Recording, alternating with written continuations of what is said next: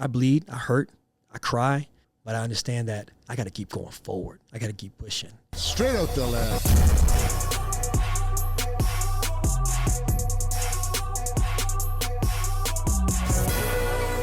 Straight out the lead, joined today by one of the legends in sprinting, one of the goats in my eyes.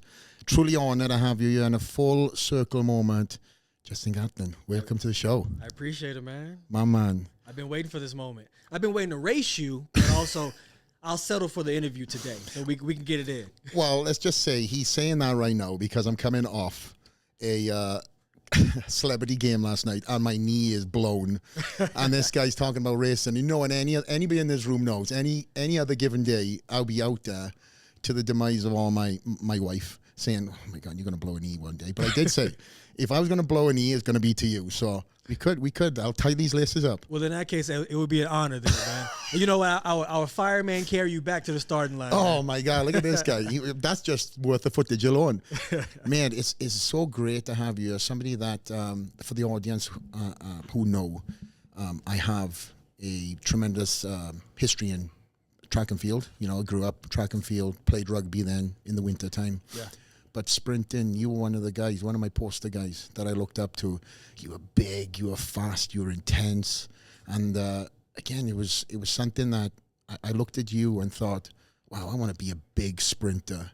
Obviously, I went completely in a different direction. Well, I mean, you sprinted and you big, so mission accomplished, man. Well, but listen, I appreciate that. Man. But all honesty, man, it was, you was one of my honestly poster boys back then. So for me, sitting here in my gym in Las Vegas, may have gone a different path, but here we are talking, to a gold medalist right in front of me. So it's an honor, mate, to have you here on the podcast. I appreciate that, man. It's an honor of mine. Thank you so much, brother. Absolutely. Well, I got to show you the gym. And, you've got a couple of projects that you're going to be working on in the future. I don't know if you can talk about them, but... Oh, yeah, definitely, man. Go ahead. Definitely, man. I definitely want to be able to I want to follow in your footsteps now. This is your turn, you know what I'm saying? Now you're leading the way. You're faster than me. So I want to follow in your footsteps and create a gym that's going to be able to cater towards speed, speed and agility, where athletes can come for a couple of weeks and understand the angles, the precision, the power output, get their data. Like a lot of people can help you get fast, but they don't teach you what speed is really about, so you can take that knowledge with you. Mm-hmm. So I want that gym to be the house of that, the home of real speed, What you're trying to do is kind of what I done with the Dragon's Lair in Boca Raton, when I was having athletes come in for camp, and it was shut down. It was just me and them, obviously younger guys. I was trying to give it, pass back, pass forward, what the term is. And this is where you're at right now with your career. Obviously, you're still competing, which we want to talk about as well in the show. But it seems now you... of all this knowledge that you've gained, I know giving back. And I was watching many of your highlight reels of you training different sprinters and stuff. Is that what you're trying to do, like an academy, an elite academy? Absolutely, man. I mean, I got 20 years of elite experience, right? And you think about it, you have an understanding of sprinting background. You see elite sprinters only go through 2 cycles. We call them 2 cycles, which is 2 Olympics. So 8 years is usually the lifespan of a male sprinter, right? I went 19 years. That's incredible. Of just sprinting at a high level. And that's because I learned along the way exactly how to be able to evolve, becoming a top end runner in the beginning of my career, and then learning how to be the best starter in the world. And then going back to being a top end speed runner because of injury. So I think that's what is really credited, is the fact that I was never willing to give up. And you find a lot of athletes, and you always ask that question, like, hey, what happened to such and such, right? It's because whatever got them to that top of that mountain, they weren't willing to evolve, because the crowd's going to catch up to you. You got to evolve as well, So usually they don't evolve, and then they kind of usher it out, and then you're like, hey, what happened to such and such? Mm-hmm. So what you were saying is, in your career, I've always known you as a fast starter, right? But I didn't realize that you just changed. In what part of your career did you then go to more on the top end? Top end was actually earlier in my career. So like 2004, 2005, I was an average starter. Yeah. I'll get out with the field, but 50 meters and on, I was just stepping away from the field. Okay. Yeah. So the evolution part, so again, if I relate to the bodybuilding and the viewers watching, what we're talking about is starting fast from the blocks and then ending fast in 2 different terms, right? Yeah. So with bodybuilding, you know, I've had to train around all these injuries. So to your point, right, the evolution from my side was what got me to a certain point. Then when injuries occurred, instead of kind of like, you know, having that mentality of throwing your hands up, oh, this is done, I had to find other pathways, other ways to stimulate my, you know, whatever body part I was training at. With sprinting, obviously a different thing, but it's great to hear that, and obviously a testament why you've been doing this for so long. What got you there in the beginning wasn't where you're at right now. It's the evolution of you know, Justin Gatlin. Yeah, I mean, credit to you as well. You know, because obviously being in the world of bodybuilding, your body is smart. Wherever you're weak at, another part of your body is going to come in and recruit and help that part out. And now you're going to have overcompensation. So a lot of these athletes don't even understand what that even means to begin with. So that's something I want to be able to break down for them as well. Yeah. So that's part of what I want to do with my gym, is to educate people on speed, make them faster, and help at some point in time, hopefully in the near future, I can say I help contribute to speeding up the pace of the NFL. You know what I mean? Definitely. So let's talk about that. The project you've been, we were speaking about just before going on there. That's very exciting, by the way. Oh, man. You know, it's something that I've been wanting to do for a long time, and you know it. It's always that old talk of who's faster, a football player or a track athlete, right? And I think for me, I was like, I always want to lay it all to rest. What I'm going to do is I'm not going to race you on the track, not with spikes on, not on rubberized, you know, surface. I'm going to take it to your house. I'm going to put on football cleats. I'm going to train and practice in football cleats. I'm going to run the 40 on turf in football cleats. And I want to show the world, I said, this is what I can do, and I can be able to hit the angles correctly, and then I can still run fast at a high level at a later age too. And this is 40, right? This is 40. Yeah. 40 yards, 40 years old, running 40 yards. Running it, I'm not going to be competing against these guys, but the combine is going to be in March, right? Yeah. And if I unveil my 40 for 40, which will probably be the end of March, April, I want to show that these guys that are half of my age, I still can compete with them or do better than they could do. Man, these guys got to watch their back, man. This is, again, you say it's not a competition, but it's always a competition. It's always a competition, man. You got to make up a competition. That's how I am stimulated. Hence me being on a football field yesterday. Never played a game in my life, by the way. I was like, where do I stand? Okay, just catch the ball. You good? Okay. My knees are telling me I shouldn't have done that competition. But again, that's where I'm at. I've just turned 40 in November, so I totally am we're on the same page. You're in the club now. You're in the club now, man. Congratulations. When do you turn 40? Man, I'm 40. I'm about to be 42, man. About to be 42 tomorrow. Tomorrow's my birthday. But listen, happy birthday. I appreciate it. You're in Vegas. You're in the right place to celebrate the Super Bowl weekend. And for all of viewers that are watching this guy stayed one extra day just to do this podcast, which... Absolutely. So now you got to give me tips on where I can go out and party tonight. Okay. If you need it, listen, every horse trains at this gym, so you're good to go. I can connect that straight away. No problem. Well, there we go. There we go. How did you get into sprinting? Because that is a world, you're either fast or you're not, right? So there's a story to everything, and I know that you have yours, but what was it that made you want to pursue this world? I knew I had the talent. I was always the fast guy in the group. You know what I mean? So I was beating kids on foot, and then I'll tell my friends, go get on your bike. I'm still on foot, and I would race them and still beat them while they're on their bicycle. So I was always a fast guy. I never knew there was organized track and field for so long until I got to like high school. You know what I mean? So I looked at it and I actually took an adult perspective. I was like, hold on. So this speed I have can give me a full scholarship to college. I don't have to worry about no tuition. Cool, bet. Sign me up. Then I got to college, 2 years in college. I broke every record you can break. I won every trophy you can win within 2 years. My goal was actually 3 years. So then I turned pro after my sophomore year. Wow. And they were like, hey, you could make money, travel the world at 20-something years old. Where do I sign up? Wow. So that's actually how I got into track and field. Wow. Yeah.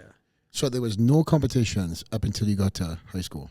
Yeah, I mean, I tried in middle school, but I went out there for the girls, man. Girls in the short shorts, eating some pizza and hot dogs, skipping school. Yeah. You know what I mean? Like I was doing it all for the wrong things. You know what I mean? But when I got really serious, when I got to high school. And what kind of what happened in high school that changed your mindset? My coach, man, he really changed my mindset. He called me something that I didn't even know what it even meant. He said, "You're world class." Wow. I'm like 16 years old. I'm like, what does world class mean? He's like, trust me, you'll understand. You keep doing what you're doing, you're world class. And he would tell me before races, he would be like, you're about to go out here and PR. You're about to run an awesome time. Not ever knowing that he actually was feeding me the inspiration. So when I stepped on the line, I actually wasn't running for myself anymore. I was running for him, for obviously for his approval in a way. You know what I'm saying? Yeah. But everything it did for me was it helped me get to that next level. You know what I mean? It helped me say, okay, I ran this time, I won this award. So guess what? My standard is never to go backwards. Yeah. You know what I mean? If I beat this individual, never let that individual ever beat me again. You know? So was that drive in you from a very young age? Or was that something that came with time? My mom and dad say it's always been there. I mean, I was lining up trucks, my toy trucks in the hallway and jumping over them like hurdles. I didn't even know what hurdles were. So I think this is what I was supposed to do. You know, I was destined to be able to go out there and be in athletics. Yeah, the mentality that you have for track and field, I just remember I probably was the most nervous I've ever been when I would step on the track. Bodybuilding stage, yes, I'd get nerves, but I've kind of prepared, you know, weeks out, I was ready. But on that given day, when you're putting your feet in the blocks, I don't know, I would just get so nervous. Really? Thankfully, I always won, but that's another Well, here's the thing, though. When I fresh retired, right, from track and field, the first thing I actually was going to do is I was going to get in bodybuilding. Come on. I started lifting real every day, Doug. I was like, it got so bad I couldn't put suits on. I had to go get I was getting big, man. Because, you know, like you said, I was a power sprinter, right? Yes. And I walk around at like 205, which is unheard of for a sprinter. Usually sprinters are light and wiry. They're maxing out at like 180. That's heavy for them. Mm-hmm. You know what I mean? Each year I had to like train like a boxer. You know, I had to like kind of drop my weight down. So I'm going from like 195 down to 183. That's my race weight. That's what I always call it. My walk around weight was 190s. My race weight was like 183. It was a time in 15, my best year I had, I was like 175, man. Wow. I was just a machine. Yeah. Yeah. Well, the bodybuilding obviously thankfully didn't take off. You stayed in your lane, no pun intended. I got to work on my posing. That's what stopped me, man. But man, you were always jacked, though. I just remember you standing out from the pack just looking crazy. And obviously men's physique wasn't created back then, but did you even train any type of movements, bodybuilding movements or anything of that nature when you were sprinting back in you know, the Olympic days? Nah, man. I mean, nothing at all. I just love the gym. Yeah. I love going into the gym. I love lifting. Okay. I'll try every machine. I'll come in there with a set idea of what I'm going to do that day, and then I'll venture off from that because I want to try something else. I want to do something different. So you were a rebel. I was a rebel, man. Yeah. I was a rebel. I'll give you an example. We would all lift as a team, right? As a training group. And once we left the gym, and my coach was so strict, he was like, all right, do this and only this, right? That's how it normally is, yeah. I would spin the block. I would come back around and park again and go back in the gym and work out a whole nother hour, dog. Whole nother hour. So you go out, wait for everybody to leave and come back in? Come back in. Wow. And work on certain things I felt like I needed to work on because I know what I needed. Yeah. You know what I mean? And that's all I did. Any injury I really had in my sport of track and field was because I overworked myself, not because I was weak. That's a double-edged sword, right? That mentality, I think I have the same mentality where putting in that extra work kind of like satisfying, even though I have my coach clearly telling me, okay, Flex, 1 hour of cardio and you're done. Hit that stop button. I'll do a little more. Just a little bit. But that mentality has served me too and also, you know, can hinder too. But so I just remember you having incredible shoulders and arms. Did you work on your arms and shoulders, or is that your genetic? Oh, you did. Okay. All the time. My mentality, even when I went into races overseas, my mentality was when I got there, I thought of myself as like a prisoner or a caged tiger. So I'd always stay in my room. The only time I would ever come out of my hotel room is to go eat. Right? If I couldn't get room service, I had to go downstairs and eat. I wanted to look like a ghost. So I wanted my competitors to know that They second guess if I was there or not, and the moment they will see me is at the warm-up track for the meet. Wow, let's talk about that. That's a great kind of perspective of you know, you got champions that are walking around shaking hands. They want to be seen, right? They want the photos, paparazzi. That was the anti-you, huh? Yeah. I would literally sit in my room and do push-ups and sit-ups the whole time. I walk, pace back and forth, listen to music, watch something on TV or Netflix or something like that, and I'll just be in there hitting 500 push-ups, sit-ups, and things like that. That's what primed me. You know what I mean? That's what it made me feel comfortable. So I had to do what I had to do. You know? So you were a caged animal until the door was opened. Until the door was open. Love it. Yeah. That's a crazy mentality. Yeah. But like you said, when you step to the line, you were nervous. Yeah. You know what I mean? Not because you wasn't prepared, because it's an unknown you're going into, right? So even if you trained every day, that moment you step to that line, you know that it's do or die. You know what I'm saying? So when you do that, I always wanted to make sure I felt prepared. And I would make sure that I would get my sit-ups, my push-ups, and I would do that extra work. That extra work was my comfort. So when I stepped to the line, I could like survey how I'm going to run. And then as I became an older athlete and more seasoned, I started watching my opponents. I knew their weaknesses. I knew their strengths. I knew how the race would unfold 100 different ways. So I would walk the track slowly, and I would let the race unfold in my mind. I mean, the stadium's packed full of people, and I'm just walking the track slowly, my lane. I'll walk to the finish line. I'll stand at the finish line, and I'll slowly turn around, and I'll walk back. And as I'm walking back, that's that mental warfare that comes in. As I'm walking back, all my opponents are watching me. So as they're trying to dial in and focus on their race strategy, I'm also part of what they're thinking about, because I'm slowly walking back. Then I take my clothes off, put my uniform on. Now we're ready to rock and roll. Talk us through that race day. Do you have nerves waking up that day? Or are you kind of so focused? Because I was a mixed bag, I'll be honest with you. I was never nervous, man. Really? I was built for the competition, man. I had trouble sleeping the night before because I was so excited. I was so excited to go to battle, man. So excited. And then when it was time to leave the hotel on race day, I would be very like obsessive about time. I was very on point with time management. I literally would be like, all right, I'm leaving the room in 5, 4, 3, 2, 1, boop. Wow. Walk down to the elevator, meet my coach, give him dap. All right, bus comes in like 2 minutes. All right, we ready to go. Boom, get on the bus. He's already charted out how long the bus is going to take to get to the track, when we warm up, how long I warm up for, because I didn't want to leave no stone unturned. Why the obsession with such, on point timing? Because I felt like if I wasn't prepared, I'll be flustered. And I felt like even if I was a couple minutes late, I'll be warming up, I'll be rushing. I felt like I didn't have enough time. So I felt like, shit, let me take control then. Let me go ahead and manage my time properly, the right way. Let me throw a curveball. What happens if there was a race delay or a pushback and rescheduling on timing on that day? We would regroup. We would figure it out. It's been times like that as well. They push it back, or if it's a rainstorm or something like that happens, like you just knowing that it wasn't just me, it was the whole field was going through the same thing. I still able to kind of like work through that with no issues. I would walk into a stadium and I would feel the energy of the crowd, the hum, you know what I mean? That energy. I would just inhale it.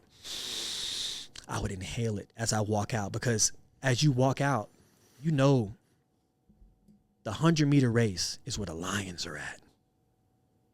Everyone loves long jump, hurdles, the mile, things like that, but the show is always that 100-meter race. It's going to define who is the fastest dude out there, right?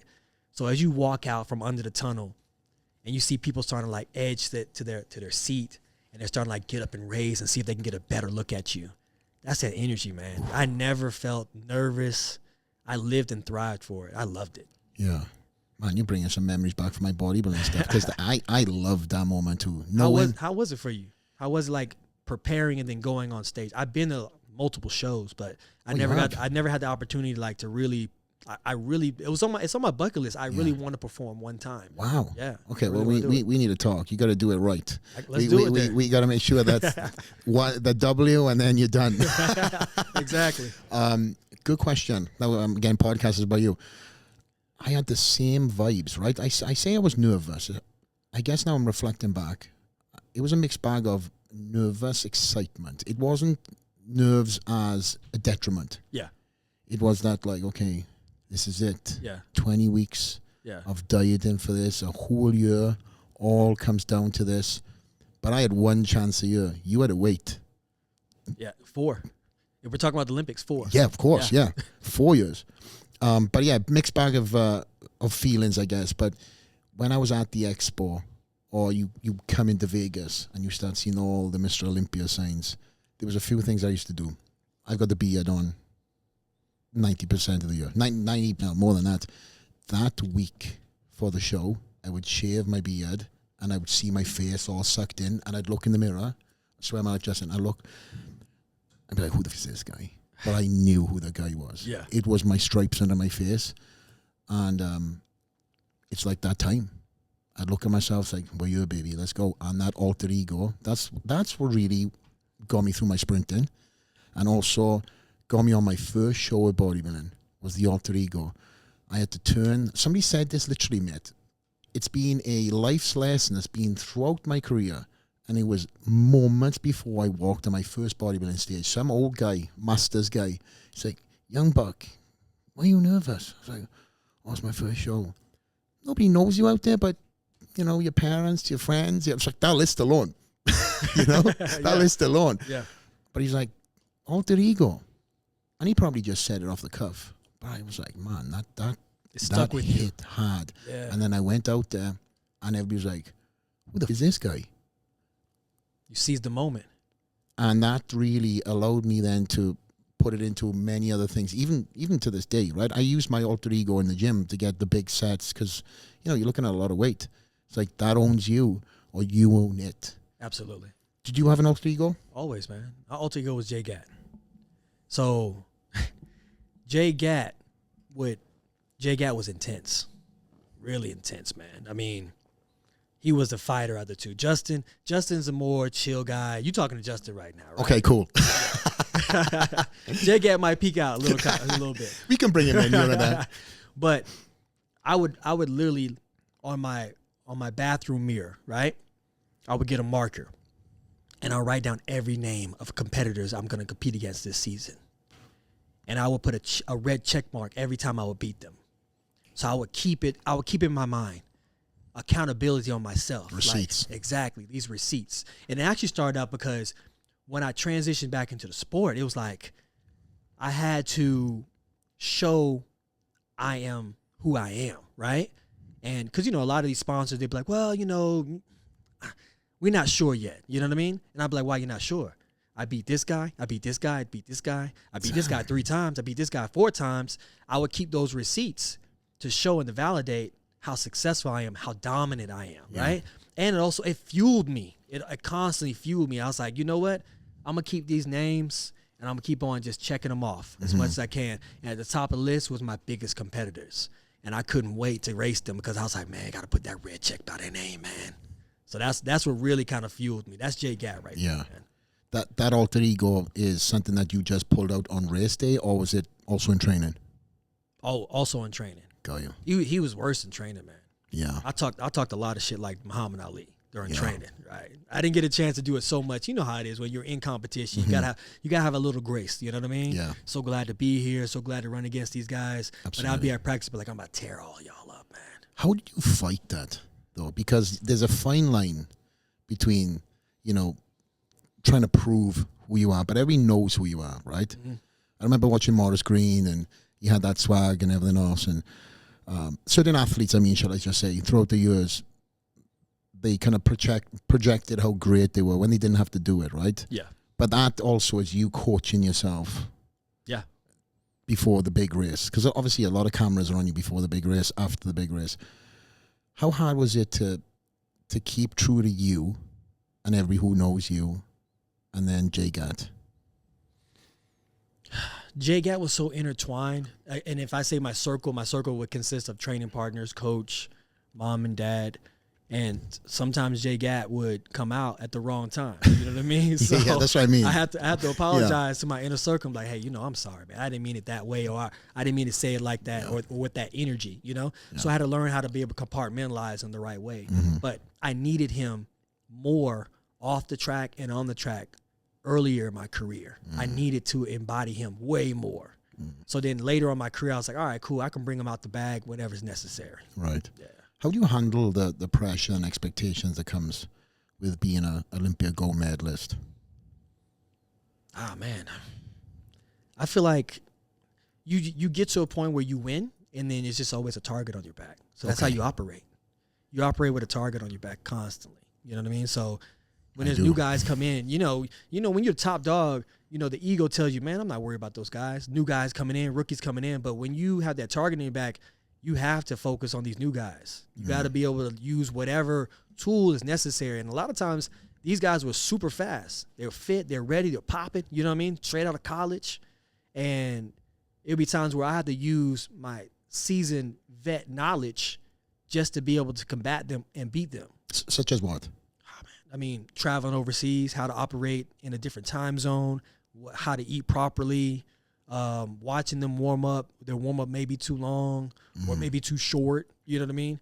So I'll look at those kind of things and how they operate and be like, I could tell you right then, oh, he's going to have a bad race today.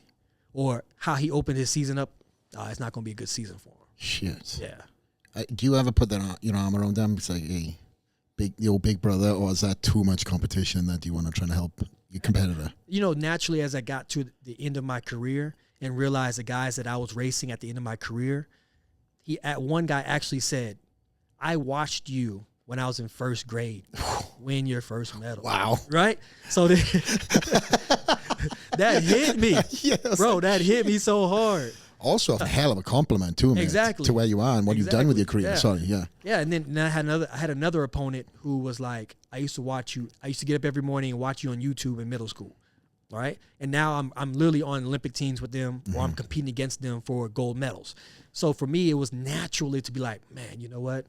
Let me help you out a little bit, because I'm not going to be here forever. And it would be a disservice not to teach you the things I learned, so then you can elevate the sport to even a better level. Because the people who are at the top now, those are the ones that are going to pay homage to you. Those are the ones going to say, hey, audience, pay respect to Jay Gatt. He helped pave the way along the way. True story. Those are the ones going to take that story and make it even better and embellish it and make it even stronger. And that's when you become a legend, you know? You are a legend, man. I mean, that whether you want to say it or not, I'm saying it. You are a legend. And just hearing that, them things, you know, they're a small little piece of advice at the right times, of course. They play so much service. I've had people, legends, you know, give me some advice, just something maybe off the cuff, right? But I remember it. And I will always give that person, many people, their roses whenever I have the chance. Because, again, I look at it as that person didn't have to go out there, whatever the scenario is, right? So obviously having a gym like this, we have athletes that come in from all over the world.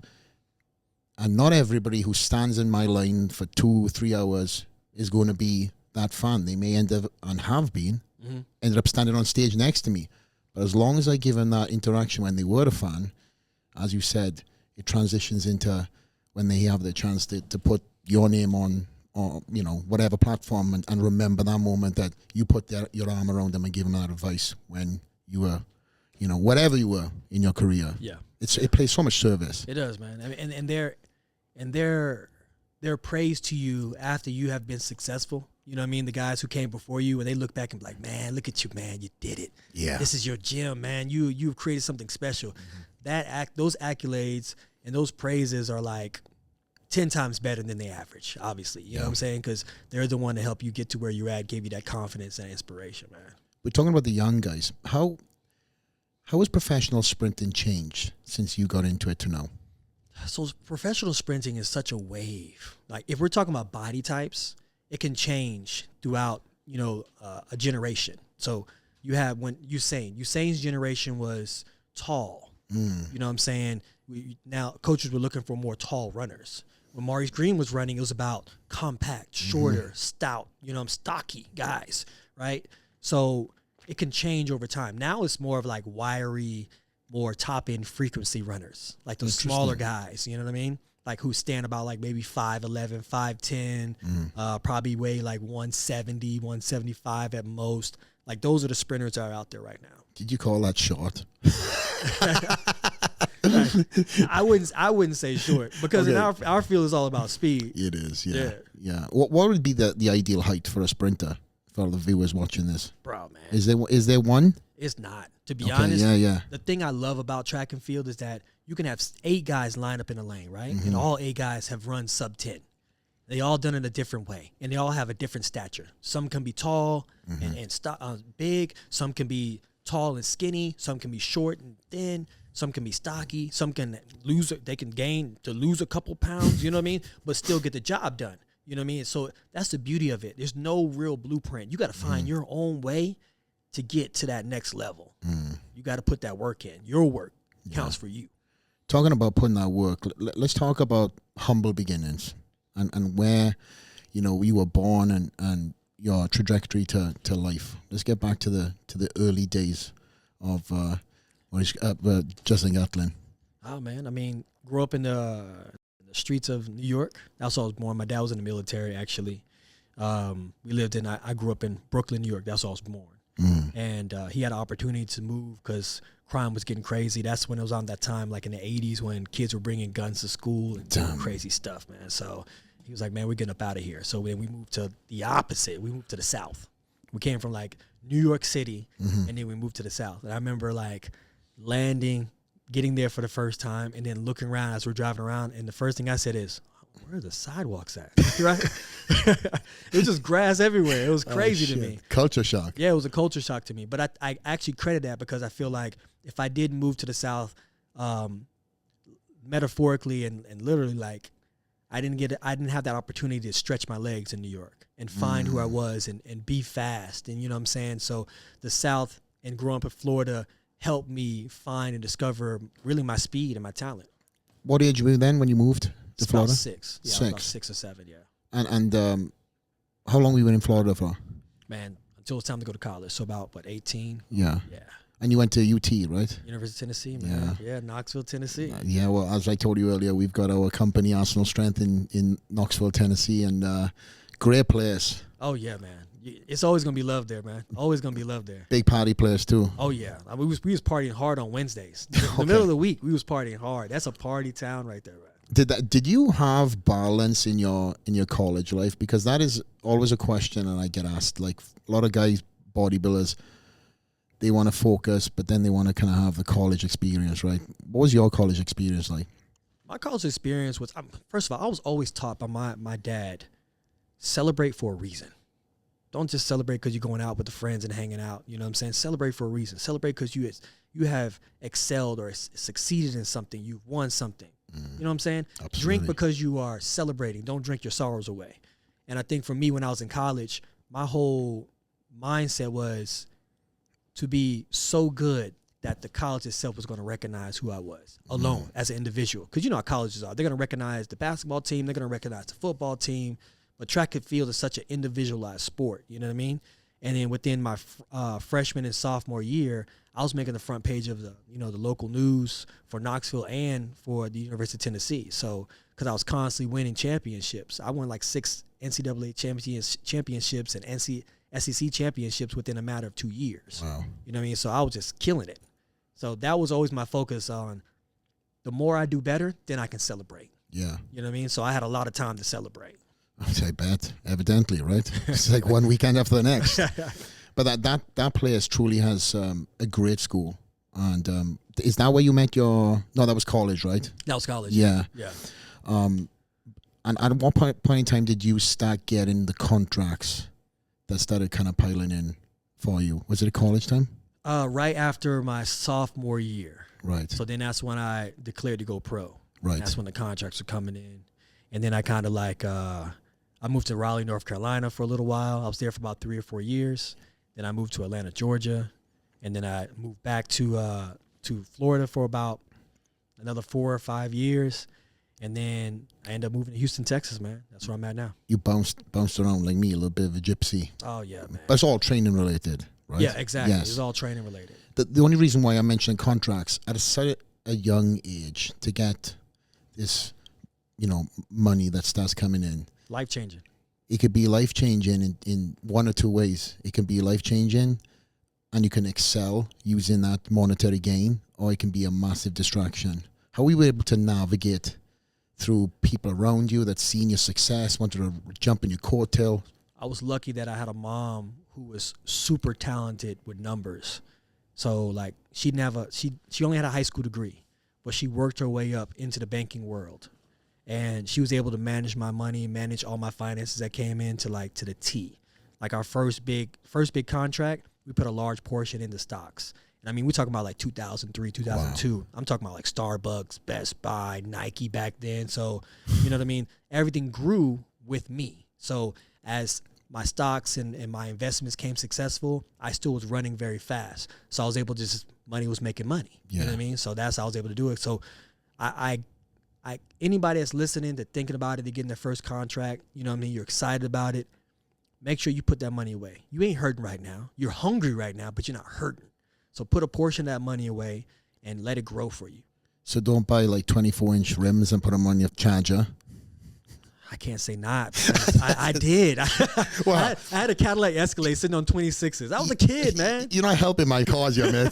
We're talking about it. I'm on about investing. If I said it right now, someone's going to come back and say, wait a minute, I'm going to pull this receipt. Yeah, I've got some photos of us. No, but you're talking about also making money work while you're sleeping, right? And that's what we talk about also on this podcast is we have a lot of entrepreneurs, a lot of business guys that have either transitioned from sports or started as you have, investing their money whilst not even really when they're in their prime. You are still finding your stride at that point in time, right? Absolutely. Yeah. So for you to have that knowledge, thanks to mum, to put that money in the bank and let it grow.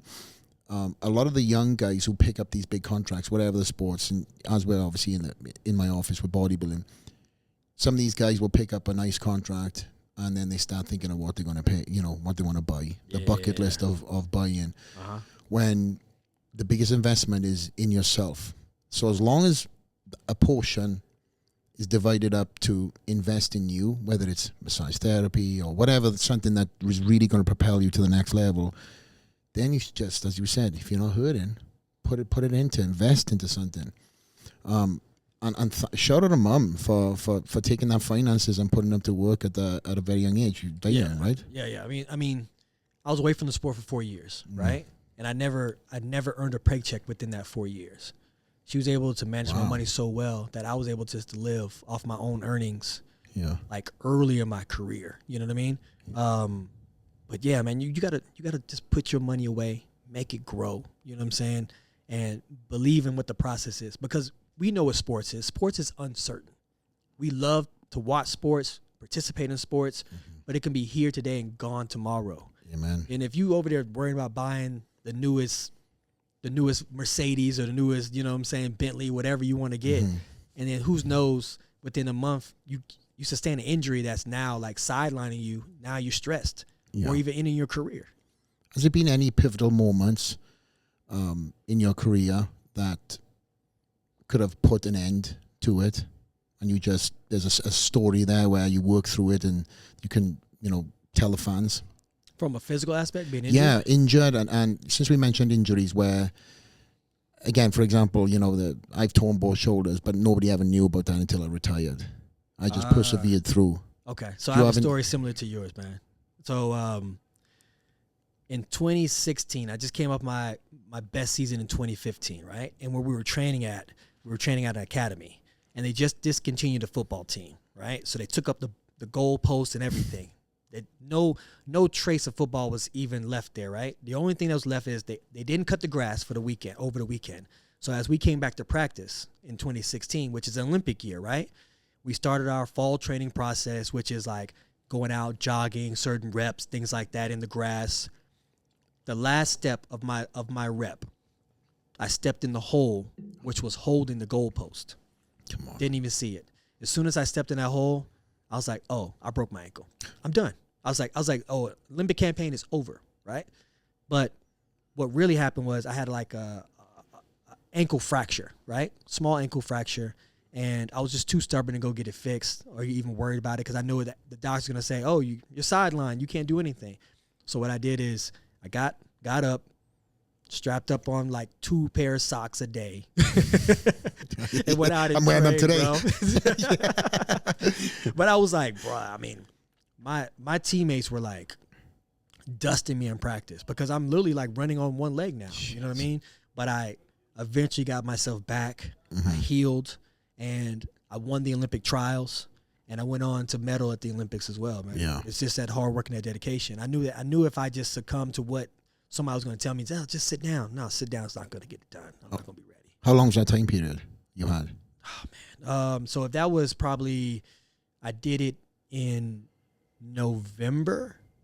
So all the way from November into probably, I would say March. Oh, so it really wasn't that long. It wasn't that long, but that part of your training is really critical because you got to get all your endurance training in, right? Because once you get into season, you can't go back and get more endurance. You can't go back and run 500-meter repeats, you know what I'm saying, mile runs when you're a sprinter. You know what I mean? When you're sprinting, it's all about the sprint workout. So by the time you get to, let's say, the end of February, now you're starting to do more blocks. Now you're starting to do sprint. So everything has to be more precise. Oh, wait. So you had an endurance element to your sprint training? Oh, yeah, 100%. I didn't know that. Yeah. We don't just go out and just sprint. All right, first I day of did. practice, we sprint. That's probably why I never made it. I would have loved to have your training cycle then. That was the case, man. I mean, I'm out there like dry heaving from like repeat 100s. We had a thing called 5-2-5. You have to run a 500. You get 2 minutes rest. You have to run another 500. Then you rest 6 minutes. You got to do that same cycle over again twice. Wow. So that's just one workout itself. So it was grueling. Yeah. And I think that's always one thing for me at the end of my season when it's time for championships.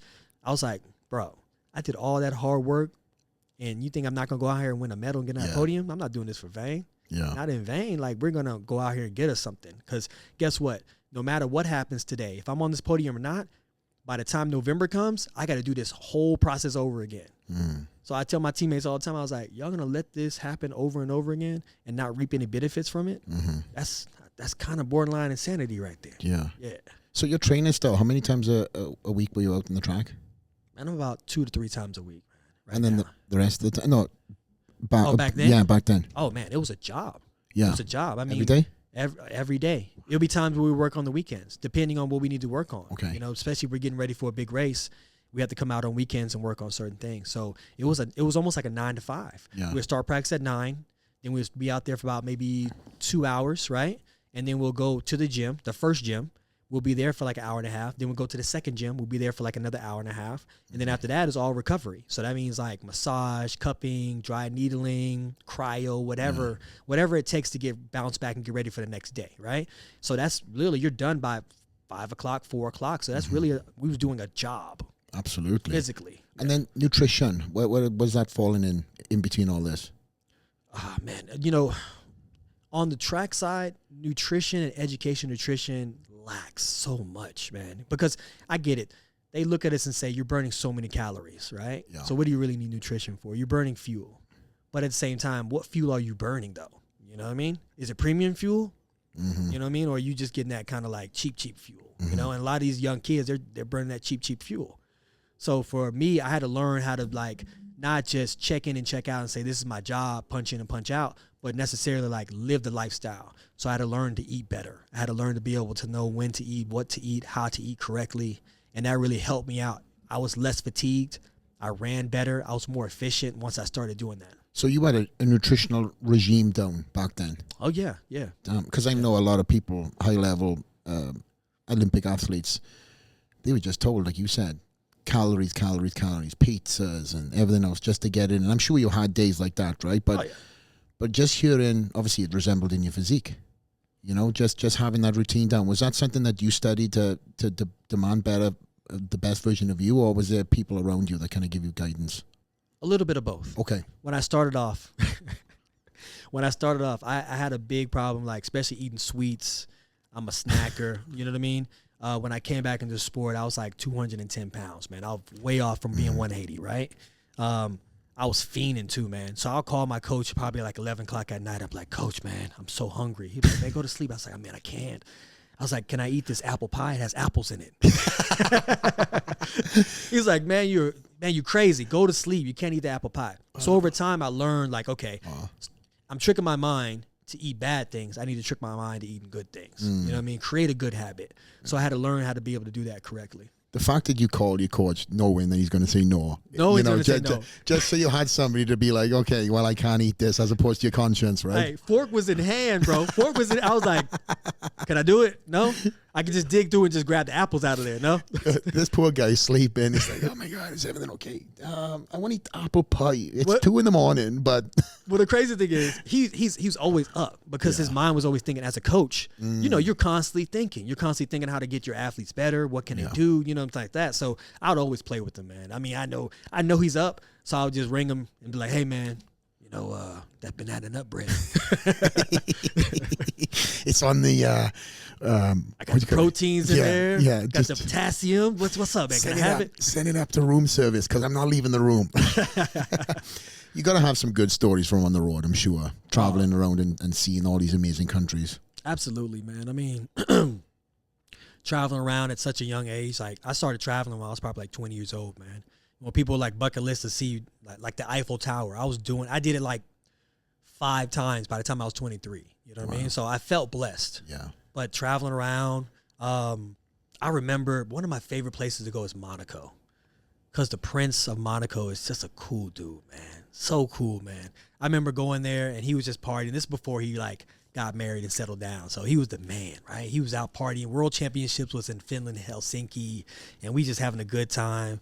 And I come over into his area, right? And he has all the top class models, right? All of them, right? They're like centerfold style, right? Yeah. And he's just partying, not paying them any attention. They're just there. And I walk over and I'm like, I was like, you got some beautiful women around you. He's like, these women, you can have them. He said, in fact, I'll trade you. Bring me some track girls. You know what I'm saying? Yeah, man. He's like, bring me some track girls over and you can take these with you, man. Wow. So I was like, it was a great experience to be able to meet people who really were just down to earth. You know what I mean? Down to earth. And every time you travel, because when you had a season, each season almost brought you back to the same places year in, year out. So then you started creating relationships at these different places. You started being DJs at clubs. You started hanging out, having a good time. All this obviously after you finished running. But the fact is, you know, you started creating these little pocket homes around the world that people were supporting you, you know? So that was love, man. Exactly. That was love. I've done a lot of traveling. Very blessed to see a lot of the world in my 20s, just like you. I didn't have the Monaco experience. I'm not going to lie to you. So I'm kind of lost on that thing. But just seeing a lot of the world gave me so much perspective, and also traveling to certain countries, you know, India and some really kind of places with poverty, but just seeing how gracious everybody were in what they had. Yeah. And it made me a better bodybuilder, made me a better champion, because then I could, you know, understand the opportunity that I had and what I created. Yeah. I'm sure you can attest to that too. Absolutely. Do you ever go home anymore? Do you go back to your... Yeah, I went back for Christmas 16 days, and I've got a 22-month-old child now. This is how I'm speaking in months, right? How do you even doing that? When my son hit a certain age, he hit 12 months, I was like, you are an adult now, basically. Like, listen, you're on your own. I'm not counting this anymore. I don't know. My wife talks like that, and I think once you hit 2, it just goes. It's like you know, untalked about code. Yeah, I have a 3-year-old now. I was like, you're a little adult now, though. Yeah. You know, you're potty trained. You can tell me when you're hungry. You the bro. Come sit over here with me. You the bro. How many kids you have? I have 2. Okay. I have a giant 13-year-old. Yeah. He's my size, my height. Wears my clothes, my shoes already. He's basically your closet, right? Yeah. He's always in the closet, rubbing his hands back and forth like Birdman, like man, licking his lips. Yeah, looking at the shoes, all the Jordans and everything. He's like, man, I'm about to get some of these. For the free. Doesn't know it yet. But he's projected to be like 6'4", 225. So he plays football right now. Of course, he loves it. Yeah, he loves it. He has that mindset too. Yeah, and naturally has that mindset. And then my 3-year-old, he's a fire. He's actually like, they're fire and ice. My 3-year-old's a fire, man. His body awareness is amazing. He can be playing, walking up back and forth on top of his couch, and then he'll walk to the edge of the couch while he's looking at the TV, and he'll jump up in the air and bounce down on his butt, and then walk away from the couch. But with little effort. Just like my little one. Yeah. Fearless. No understanding of pain. And if he does, uh-oh. Exactly. I'm like, wow. But again, what's that? Tyus, can you tell them hooligans outside to shut the hell up?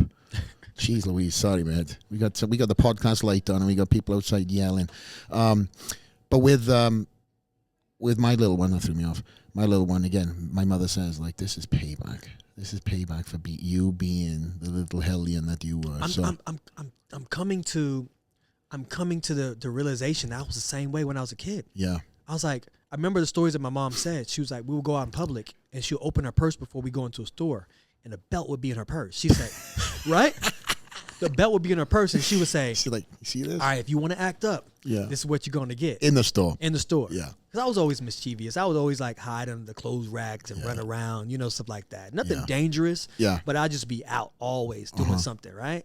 So I come to terms that I was a bad kid, man. I was that bad kid, had too much energy. Yeah. Sure. Definitely, that was me. That's why my parents put me in rugby, track and field. I ended up doing boxing, gymnastics, anything that I could just get that energy out. What's the rugby like? What's that rugby world like? Oh, man, I miss the rugby. Yeah. When I was on the field last night and playing with, mutual friend, RG3, we spoke about rugby tactics of me putting me on the ball. Yeah. So I played rugby since 6 years old, where I got my nickname, Flex, believe it or not, nothing to do with bodybuilding. Okay. And, up until 19, so I done my first bodybuilding show and I was still playing rugby. So my path was paved for rugby. My grandfather played professional rugby. My dad was a referee, coach. My mum was kind of involved with the admin stuff. So basically you was a legacy. It was meant to, from everybody's perspective, it was meant to happen. Yeah. And then I just turned into the black sheep. I was like, I'm going to do this stuff with Speedos over here. And they were like, what? You got scholarships, you got offers, and yeah, the team So you went into track and left rugby? I went into bodybuilding. I left rugby, left rugby for bodybuilding. But the track goes hand in hand. So summer was track and field, and then rugby was in the winter. Yeah. And track and field taught me so much. The problem is for me, I had a lot of foot problems. So I got clap stitches, I had plantar fasciitis, shin splints. Oh, yeah. And as soon as I would get rid of all that stuff, season's over. So, not that we're comparing injuries, because mine's obviously nothing on your magnitude, but I do remember just dealing with more problems with track and field that really got me excited to get out there and sprint, because I was fast. Yeah. But I always incurred injuries. And I don't think I had a great, dare I say it, the great coaching. It was like somebody that lent their time to help me out. Oh, yeah. And they were like, you're fast, stand here, put your foot here and run. And I won with that methodology. Yeah. But nobody taught me how to come out to the blocks. No one taught you technique. No one taught you race strategy, race pattern, all that. Basic. Kind of stuff. Yeah. Basic. Yeah. And again, for you now to give back to these already incredibly talented athletes. Yeah. I mean, I would, obviously I'm saying I would love to have had you in my corner. I think I can write in a different direction. But the opportunity that these people now have, just even being around you, because now your mindset, yes, you're still, an athlete and always will be, and still a competitive one. But to have that opportunity to just, dissect that 20 years of experience is incredible. It's to be honest, man, it's my honor, because I knew what it took to get to the level. I knew what the hard work was, and I knew that a lot of the knowledge I gained along the way was actually help contributing to my success. And it would be an injustice if I didn't pass that on, man. Yeah. If I didn't pass it on to the next generation, like even from a track perspective or a football perspective, it's the fact that these young guys are trying to make their dream happen. And if you don't know something, you just don't know something. You know what I mean? So I like to be able to at least drop some jewels to them, man, for sure. Couple of things before we end the podcast. We've got to talk about rivalries, and some of the most some of the best rivalries I've ever seen on the track and field. You're always there in the mix of everything going on. Let's talk about your favorite rivalries over the years and some stories that you can talk about. That wasn't me. That was Jay Gadd. I mean, obviously, you got to talk about Usain Bolt, right? That rivalry with Usain was legendary. Legendary. I can feel the history while we actually were still in the present. I can feel we were making history together. Really? Right? Yeah, it was that It was that Muhammad Ali, Rumble in the Jungle Joe Frazier kind of style. You know what I mean? Like, because we both were, me coming back in the sport, him arriving to be Usain, right? There was no one challenging him. Mm-hmm. And then as I started to climb that ladder again, one of my goal intentions was to be shoulder to shoulder with that guy at the starting line. I remember when he broke the world record. I was sitting in a bar, hanging out with some other friends, and their mind was blown when they saw him run. You know, when he ran, like, he literally scared the shit out of people because there were some people who just left the event. It was like, I'm going to go do hurdles or long jump because this is crazy. But for me, it was like, I saw him, I was like, I want to race that guy. And I understood at that point in time when people asked, like, to race me, they was like, they want to test yourself. You want to see how good you are. And that was a test for me. I was like, that's a challenge right there. So as I got back into the sport, lost the weight, sharpened my skills back up, I fell in love with competition again. And he was at the top of my list that I wrote on my mirror. And it was like every time I was like, we're here, we're getting there, we're getting there, we're getting there. And in 2013, I beat him in a one-off. He wouldn't race me again in a one-off race. He wouldn't race? He wouldn't race me again in a one-off race. So, yeah, so we have one-off races around the world, right? Like a series like Race Car or that, you know, stages basically, right? And in that one-off race, we was in Rome in 2013. And I was studying him like for weeks because I was trying to figure out, I was like, why did Johan Blake beat Usain? They're training partners, and there's an incredible height difference, right? So, I mean, this should have been an easy cakewalk, but Johan was putting out such immense power output, right? And his stride frequency was greater than Usain, right? So I was like, all right, well, let me study this strategy. And then as I studied that strategy, I applied it in that Rome meet. I applied it against him. So as we came out the blocks, right, we sitting there quiet in the stadium, we raise, set, we go off, crowd's going crazy. We're like neck and neck by the time we get to the 50-meter mark. And I remember watching that race between him and Johan, and that's when Johan transitioned. He kept moving forward and kept stepping down. I was like, shit, I'm going to do the same thing. Let's see what happens. I kept moving forward and stepping down. So we kept going stride for stride. He never separated from me. Went stride for stride, all the way till we got to the finish line, and I outleaned him. And at that moment, it was like, I remember we was in the press conference for the post interview, and you know, Usain is a great guy, man, right? Never sour, never upset. He gave a great interview. He just said, "Hey, man, it just wasn't my day." You know what I mean? And as we finished the interview, he leaned over to his agent and says, "We're never doing that again. That was embarrassing." Wow. And he never ran me in a one-off race ever again. So only time I ever raced after 13, Usain, was in a finals of a World Championships or the Olympics. So that was a rivalry that I love because we grew both as individuals. Yeah. He was at a point where he was becoming like bored because no one was really stepping up to the challenge. And then I stepped up, and it gave him a reason to keep on competing. And then for me, it gave me fire. It gave me someone to compete against. So I love the challenge, man. And once we finished in 2017, we traded jerseys, signed it off to each other, man. He was like, man, you know, he obviously in 17, if you watch that race, you know, I paid homage to him. He's the first one to come over and congratulate me, man. He's like, if I wasn't going to get it done, then it was up to you to get it done, dog. Wow. You know what I mean? So he gave me homage for real. Isn't it great that you can just acknowledge that you made him better and he made you better? Absolutely. Absolutely. And there was no ill will. Yeah. There was no ill will there for sure. Definitely. Yeah. And that's many races will never be not spoken about with that rivalry be mentioned. Oh yeah, that is synonymous.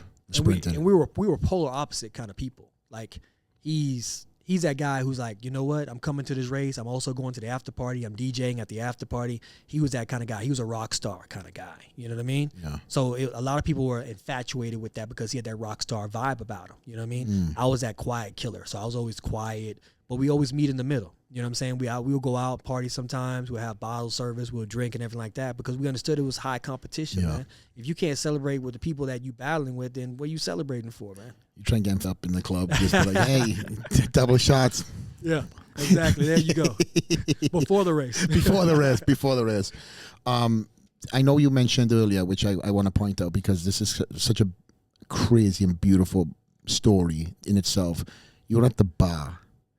Yeah. You see Usain on TV, and next thing it's like that competition mindset sparked you to get back up there. Because you said you were going through something, and then that was... Yeah, man. It sparked me to actually get up and train. So the next day, I started getting back into it. I started training harder. I started training with the intent of really coming back and like battling at the top. What was it, just because he was the new kid on the block and getting that exposure?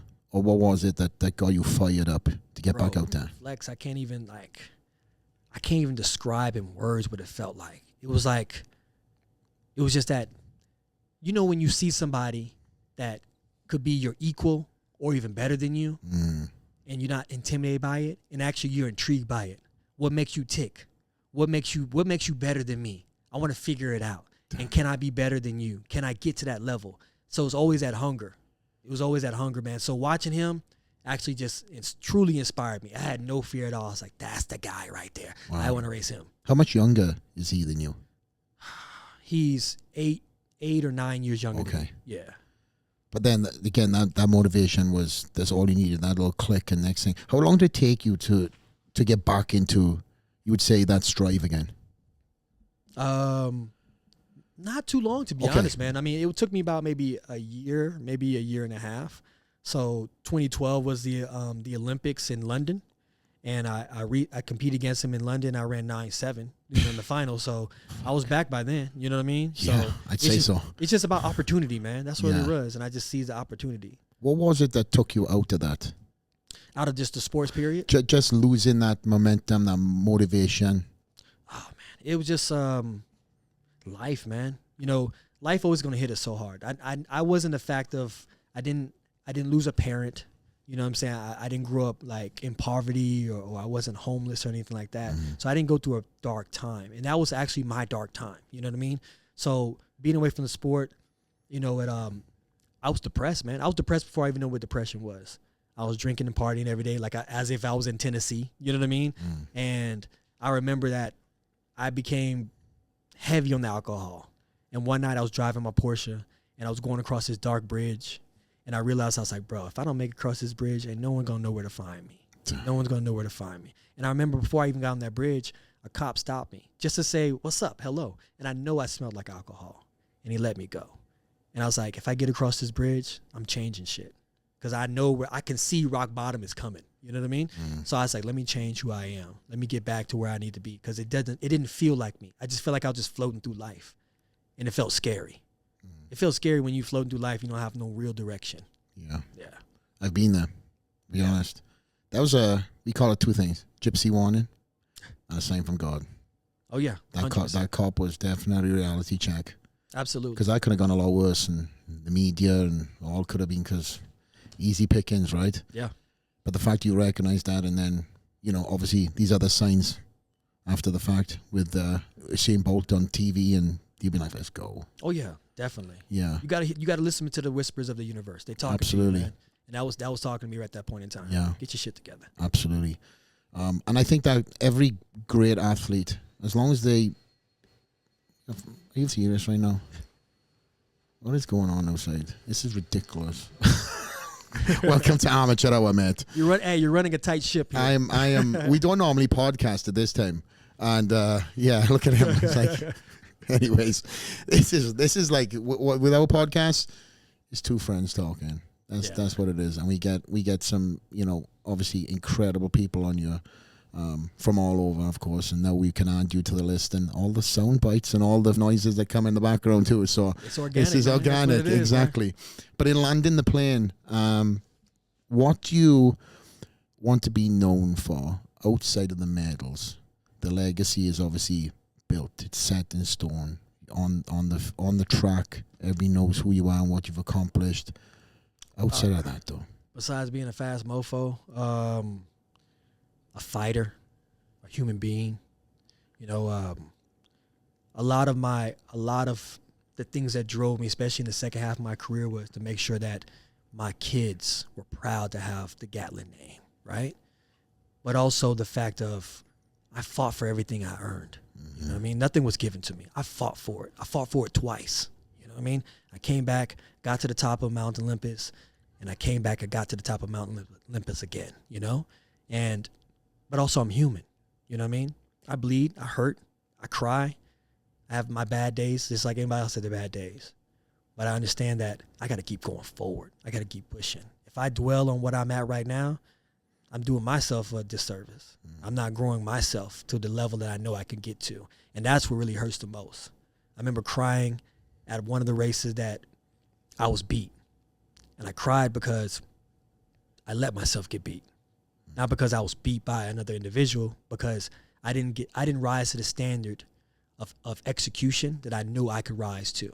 And I let myself down.